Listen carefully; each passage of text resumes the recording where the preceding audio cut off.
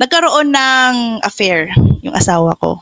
Grabe, depressed ako nun. Sobrang depressed. And yun na yung time na, Lord, bigyan mo kong lakas na magkaroon pa uli ng makabuluhan yung buhay ko.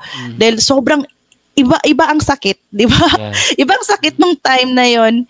And binigay sa akin ng IMG at doon ko binuhos lahat ng energy, doon ko binuhos lahat ng lakas ko. So, iba kasi ako kapag na-depressed or kapag na-down, lalo kong ginagalingan kapag may something akong ginagawa. Basta ang big why ko lang, bakit ko siya ginagawa? To let go of my pain. Oo, kasi hindi pwedeng nakatulala lang ako, iyak lang ako ng iyak, pagod na akong umiyak. Lagi lang ako umiiyak. No? Sabi ko, kailangan kong gumawa ng way para at ease yung nararamdaman ko. And praise the Lord, thank God, kasi doon yung IMG, binigyan ako ng activity para at least hindi ko maisip yung pain ba. Nag-focus ako sa self-growth.